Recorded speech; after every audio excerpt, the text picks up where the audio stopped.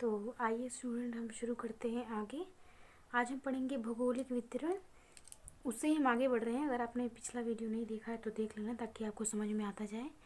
शुरू करते हैं, ध्यान से सभी सुनना।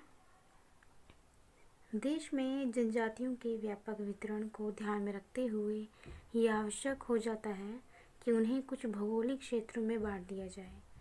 भौगोलिक परिस्थितियों के आधार पर उन्हें 5 समूहों में समूहित किया जाता है, जैसे हिमालय क्षेत्र, इसमें गद्दी, जोंसार तथा नागा आदि आते हैं। ये क्षेत्र बताए गए हैं।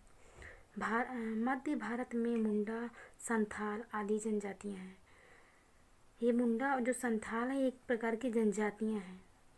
पश्चिम भारत, जहाँ भील और ग्रसिया लोग हैं। कहाँ पे? पश्चिम भारत में।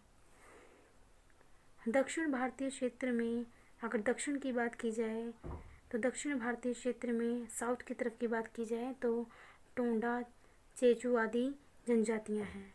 तथा द्वीप संबंधी क्षेत्र में बंगाल की खाड़ी के ओज तथा अरब सागर में पाए जाने वाले मिनिकोयन आदि हैं। ये सारी जनजातियों के बारे में बताया गया है।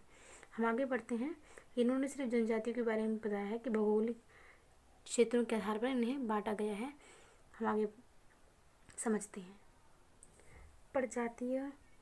प्रजातीय एवं भाषाई विशेषताएं। प्रजाति के बारे में जानेंगे और उनकी भाषाओं के बारे में, उनकी विशेषताओं के बारे में जानेंगे।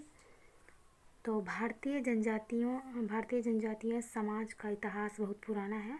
भारतीय जो जनजातियां हैं उनके समाज की बात की जाए तो उनका इतिहास बहुत पुराना है।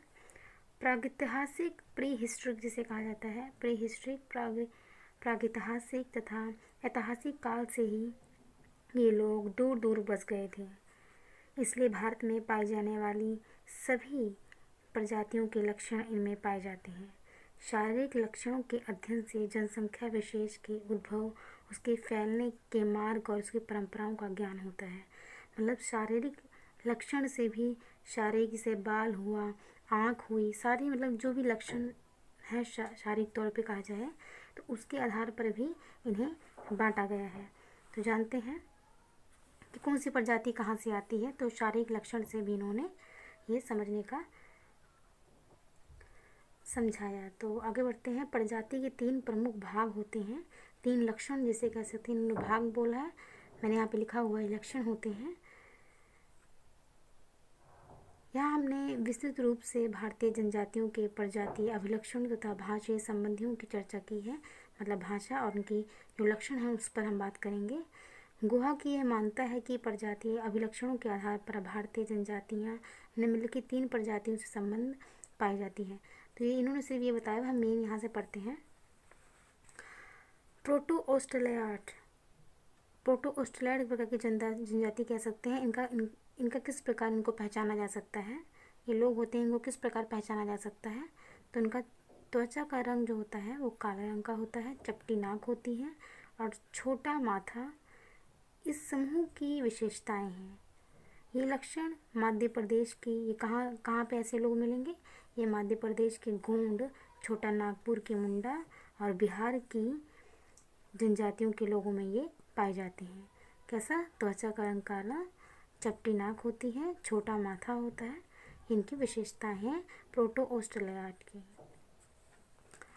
आगे बढ़ते हैं। मंगोलाब में क्या होता है? मंगोलाब में होता है त्वचा का हल्का रंग होता है, चौड़ा सिर होता है तथा चेहरा भी चौड़ा ही होता है।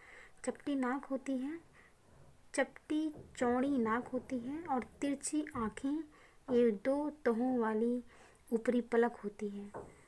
इस समूह के विशेष लक्षण हैं।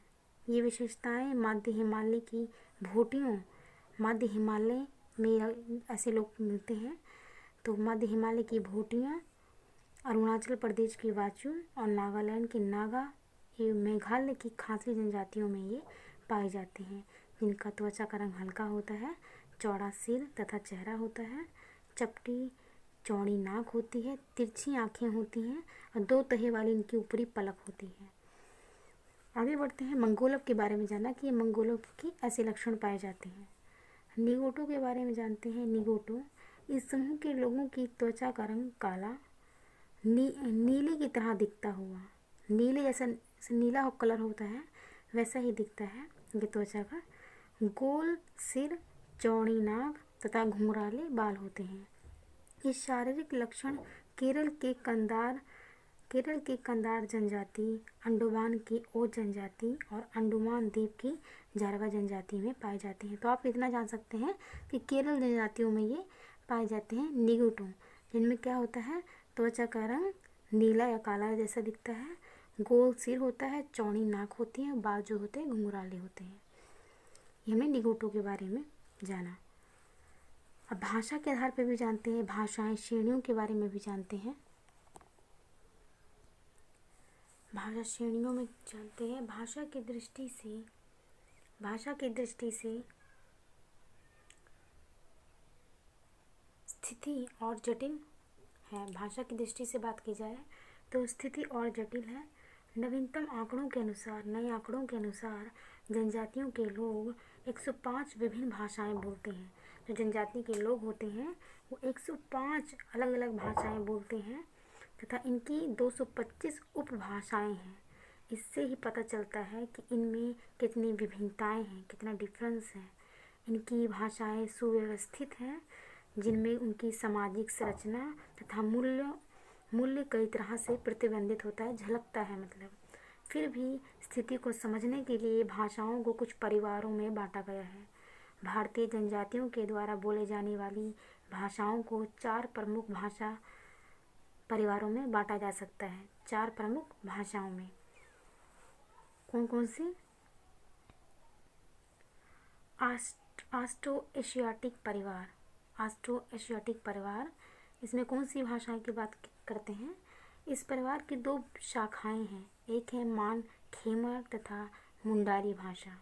मान खेमर और मुंडारी भाषा कई प्रकार की भाषा खासी और निकोबार के जनजातियों द्वारा बोली जाती है तथा दूसरी भाषा बिहार के संथाल, गोंड और खरिया जनजातियों द्वारा बोली जाती है। आगे बढ़ते हैं। तिब्बती चीनी परिवार ये भी 2 उपभागों में बटा हुआ है, स्वामी चीनी तथा तिब्बती बर्मी। खेम्टी पूर्वोत्तर सीमांत क्षेत्र में एक छोटी सी जनजाति द्वारा पहले प्रकार की भाषा बोली जाती है। ओहोम इसी परिवार की दूसरी भाषा है, जो असम के राजा वर्ग, शासक वर्ग अर्थात ओहोम द्वारा और ओहोम लोगों द्वारा बोली जाती थी। ओहोम पहली भाषा अब प्राय समाप्त हो चुकी है। तिब्बती बर्मी भाषा की कई शाखाएं हैं। असम तथा पूर्वांचल सीमांत क्षेत्र की कई जनजातियां यही भाषाएं बोलती हैं। दार्जिलिंग की तेप्चा लोग तेप्ची भाषा बोलते हैं। दार्जिलिंग के जो लोग हैं वो तेप्चा लोग हैं, वो तेप्ची भाषा भी बोलते हैं, जो तिब्बती बर्मी भाषा के नागा समूह का भाग है। तिब्बती का ही एक प्रकार से ये भाग है, तेप्चा। आगे बढ़ते हैं। इंडो यूरोपीय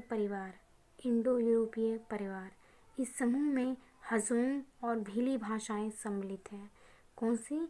हजोंग और भीली भाषाएं। द्रुमण परिवार छोटा नागपुर के उराव तथा मैसूर की यूरोवा जनजातियों के लोग इस परिवार की भाषाएं बोलते हैं। द्रुमण परिवार की भाषाएं। वस्तुतः इस विस्तृत वर्गीकरण का अर्थ ये नहीं है कि एक ही भाषा परिवार के लोग एक दूसरे की भाषा समझ सकते हैं। एक ही भाषा परिवार के लोग एक दूसरे की भाषा समझ सकते हैं। उदाहरण के लिए नागा जनजातियों में लगभग 50 विभिन्न समूह हैं, जिनमें से प्रत्येक में एक बोली बोलने वाले लोग अधिकतर दूसरे की बोली नहीं समझ पाते। इतनी ज़्यादा डिफरेंस कह सकते हैं कि वो उनकी भाषा या उनकी बोली ही नहीं समझ पाते। आइए इन जनजातियों की जनसंख्या के आकार पर विचार किया जाए। जनसंख्यक अभिलक्षणों की विवेचना।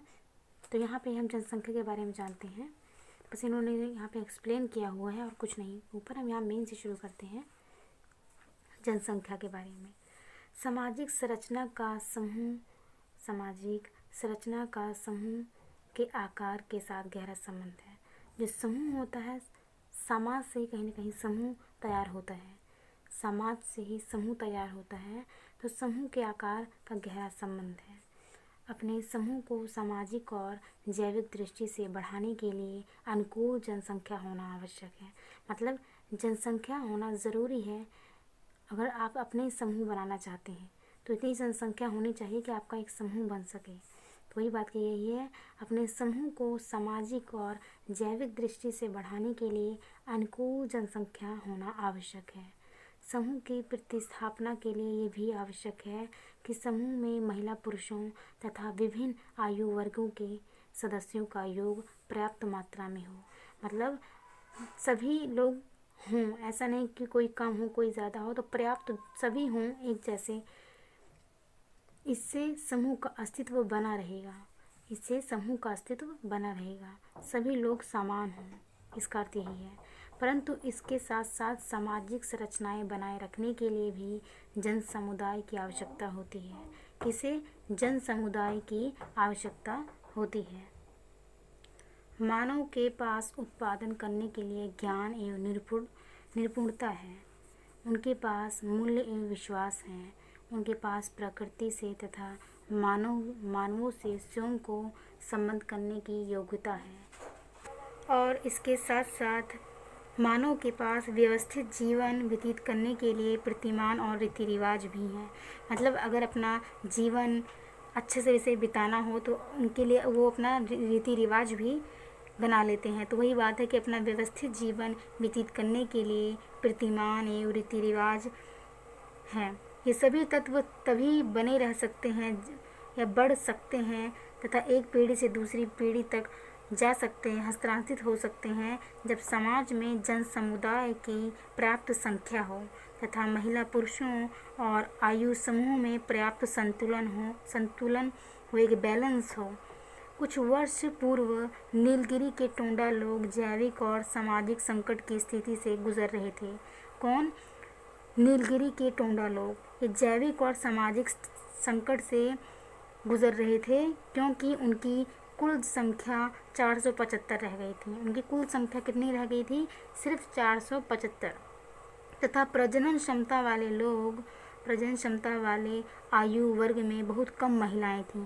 जो महिलाएं थी वो बहुत कम थी, इसलिए कहीं ना कहीं जनसंख्या में गिरावट आ गई। जैविक दृष्टि से वे प्राय समाप्त हो रहे थे और सामाजिक दृष्टि से वे अपनी संस्थाओं को सुरक्षित रखने में असमर्थ थे। अपने रीति रिवाजों को, अपने जो भी रीति रिवाज थे उनके, उसको सुरक्षित रखने में वो कहीं ना कहीं असमर्थ थे, क्योंकि उसको फॉलो करने के लिए, उसको पालन करने के लिए जनसंख्या ही नहीं थी। ये लोग उसी प्रकार की स्थिति में थे जिस तरह फुटबॉल की टीम में खिलाड़ियों की कमी के कारण भिन्न भिन्न स्थान दे पाना संभव हो। खिलाड़ियों को इधर भेजना, अगर इतने लोगों की यहाँ पे ज़रूरत है तो अगर संख्या ही कम है, खिलाड़ी ही कम है, तो कैसे एडजस्ट किया जाएगा। तो उसी बात को यहाँ पे कहा गया है कि फुटबॉल की टीम में खिलाड़ियों की कमी के कारण भिन्न भिन्न स्थान दे पाना संभव ना हो तो खेल खेलना मुश्किल हो जाता है। इसी प्रकार की संकट स्थिति में अंडमान द्वीप के अंडमानी भी थे। उनकी कुल संख्या केवल 31 थी। अंडमान द्वीप के जो लोग थे, अंडमानी जिन्हें कहा अंडमानी भी कहते हैं, उनकी कुल संख्या केवल 31 थी, ओनली 31। इसके विपरीत कुछ जनजातियां हैं जिनकी जनसंख्या लाखों में है, जैसे मध्य प्रदेश, महाराष्ट्र और आंध्र प्रदेश के गोंड लोग, राजस्थान, गुजरात एवं मध्य प्रदेश के भील तथा बिहार, उड़ीसा और पश्चिम बंगाल के संथाल आदि। इनकी जनसंख्या अच्छी खासी है। एक बहुत बड़ा समूह ऐसे लोगों का भी है जो इन दो तरह की जनजातियों के बीच के हैं, जैसे गुजरात के दुबला, दक्षिण भारत के चेचू, इरुला तथा उत्तर पूर्वीय भाग में बारो कचारी। इसके अतिरिक्त कुछ लघु जनजातियां हैं, कुछ छोटी जनजातियां हैं, जैसे नीलगिरी के टोंडा और कोटा, बिहार के भिरहोर। इनमें अगर मैं आपको बताऊं तो इनमें जनजातियों के बारे में बताया गया है, कौन सी जनजातियां कम जनसंख्या है, कौन सी जनजातियों की संख्या बहुत ज़्यादा है, उनके जो रीति रिवाज हैं वो सुरक्षित किस प्रकार नहीं रहेंगे, सारा मतलब एक निचोड़ के तौर पे बताया गया है कि जो जनजातियां हैं किस प्रकार बहुत बड़ी संख्या, अभी उनके बारे में और कुछ भी आपको पता चलेगा तो वही उनके बारे में पूरा इन्फॉर्मेशन दिया गया है कि जनसंख्या कम कैसे हुई, ज़्यादा कैसे हुई, आगे हम और पढ़ेंगे तो ये सारी चीज़ें बताई गई हैं।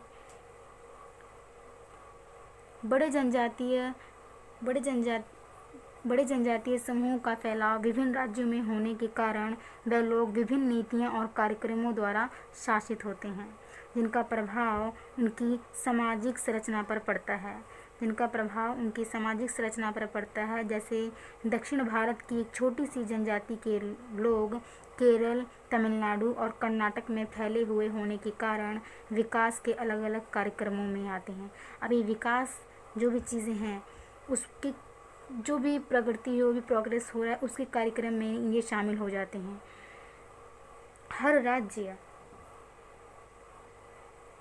में उन्हें राजकीय भाषा में शिक्षा दी जाती है, उन्हीं की राजकीय भाषा में उन्हें शिक्षा दी जाती है।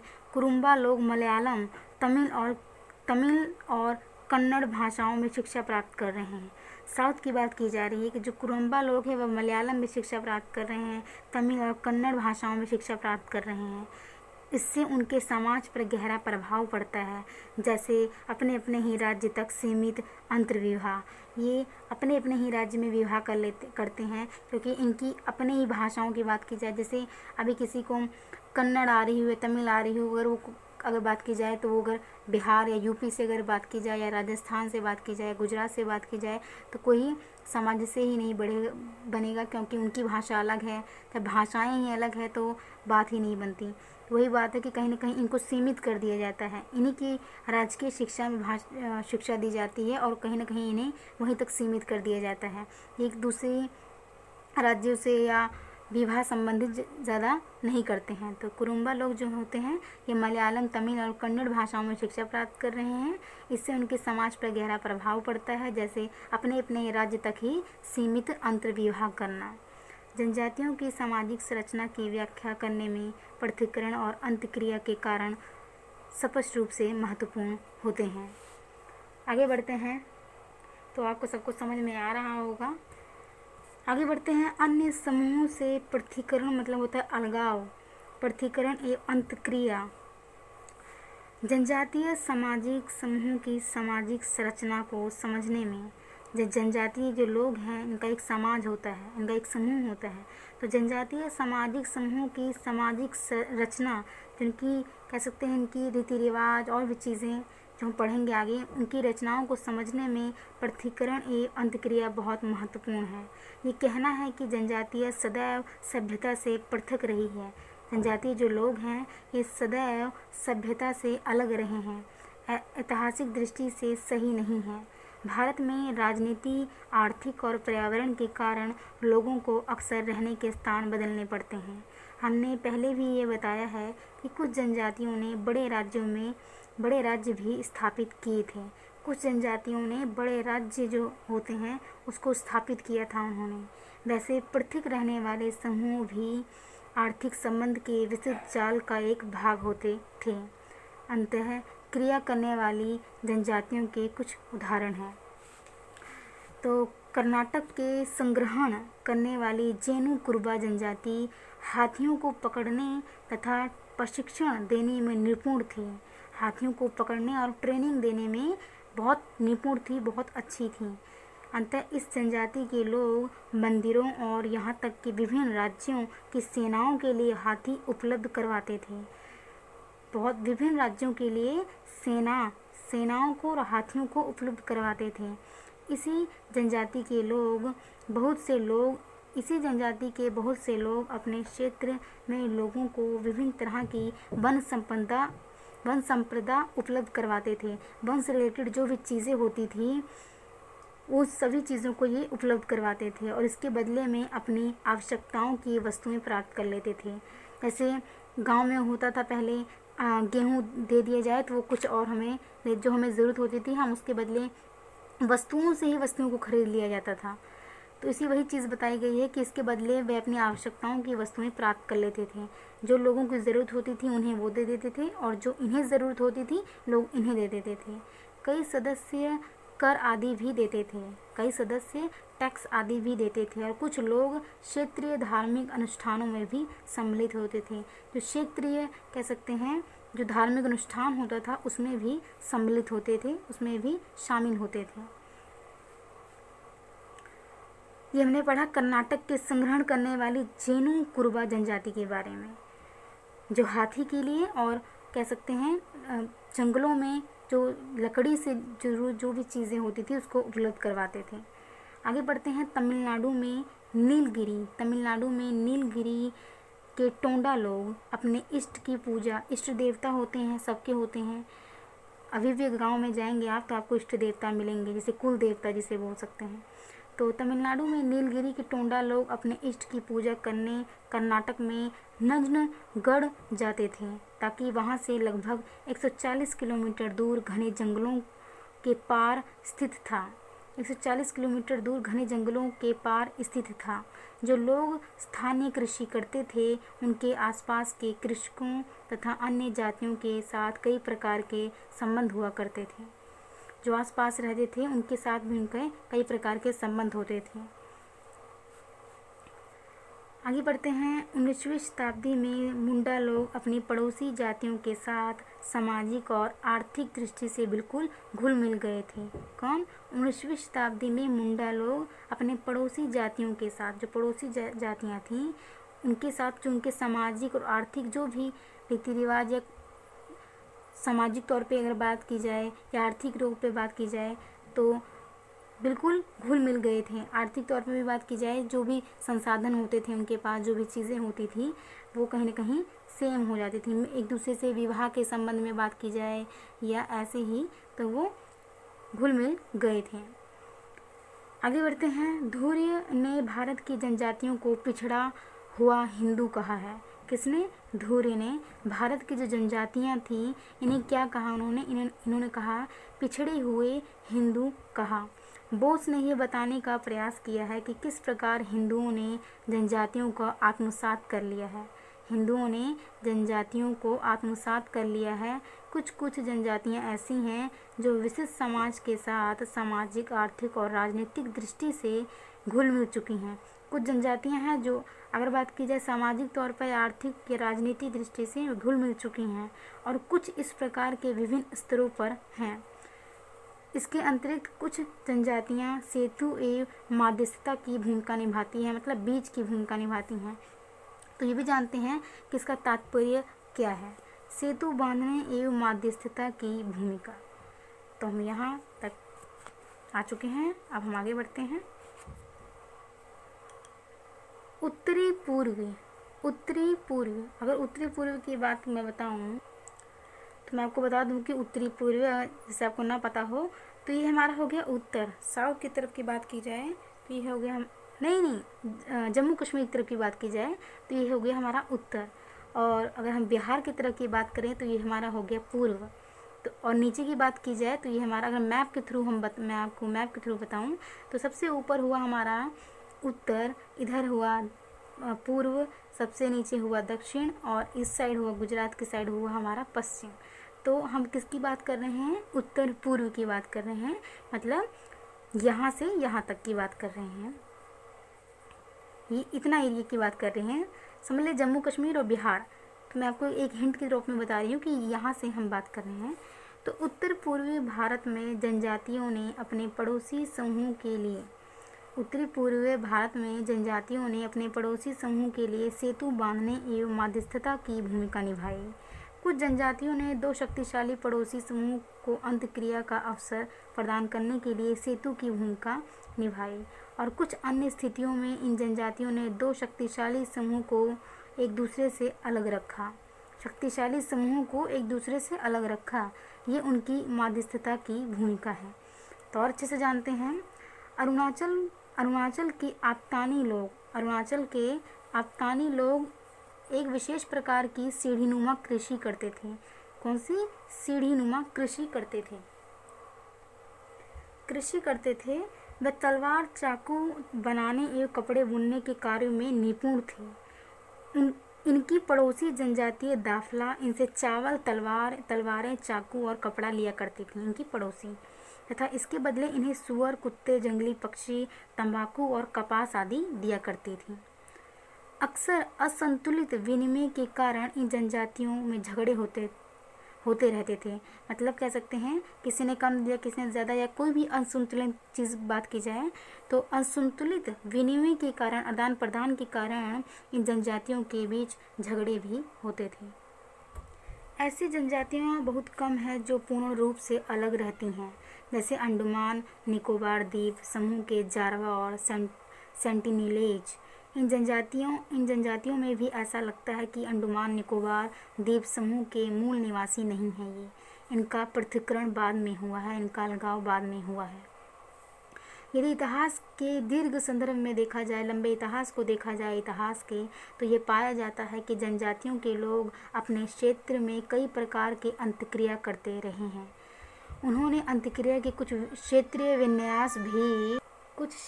विन्यास भी विकसित कर लिए हैं। इसी प्रक्रिया द्वारा उन्होंने भारतीय सभ्यता के विकास में योगदान दिया। जैसा कि पहले भी कहा गया है कि इस दृष्टि से भारत की जनजातियों की यह स्थिति विश्व के अन्य जनजातियों से अलग रही है। भौगोलिक वितरण लोगों की समष्टि से जुड़े रहने का बोध कराता है। प्रजातीय भाषाएं, जनसंख्या, स्थिति जैसी विशेषताएं और समूह के दूसरों के साथ अंतक्रियाएं उन्हें एक ऐसी अस्मिता प्रदान करती है जिससे अन्य समूह में उनमें विभिन्नता का एहसास होता है। इन्हीं सब तत्वों से सामाजिक संरचना का निर्माण होता है। सामाजिक संरचना का मैं आपको बहुत अच्छा एक्सप्लेन करूँगी, अब ये आगे आएगा। इसमें ही चीज़ का बात की गई है कि जो सभी राज्यों के लोग हैं, सभी जो क्षेत्र के लोग हैं, इनकी अपनी अपनी भाषाएं होती हैं, अपने अपने रीति रिवाज होते हैं, अपनी अपना पहनावा होता है, अपनी अपनी भाषा या बोलियां होती हैं। तो उन सब का अगर एक साथ अगर शहरों में अगर आ जाएं वो सारे लोग, अलग अलग धर्मों के अलग अलग, तो कैसा उनकी एक सामाजिक संरचना कैसा निर्माण होगा। तो उसी चीज़ के बारे में उन्होंने कहा है कि अंतक्रिया उन्हें एक ऐसी अस्मिता प्रदान करती है जिससे उन्हें समूह से उन्हें विभिन्नता का एहसास होता है, उन्हें अलगाव कहीं न कहीं एहसास होता है। इन्हीं सब तत्वों से सामाजिक संरचना का निर्माण होता है। इन विशेषताओं का वर्णन करने के बाद अब हम जनजातीय भारत के आर्थिक क्रियाकलापों की चर्चा करेंगे। तो इसमें यही चीज़ के बारे में बात करेंगे, आगे हम इसके बारे में चर्चा करेंगे। आज के लिए हम इतना ही रखते हैं। क्वेश्चंस दिए गए हैं, तो अगर आपके पास बुक होगा तो आप इसको सॉल्व कर लेना। आज के लिए हम इतना ही रखते हैं और आपको समझ में आया होगा। समझ में आया है, नहीं आया है तभी बताइए, मैं आपको समझाने का पूरा प्रयास कर रही हूँ।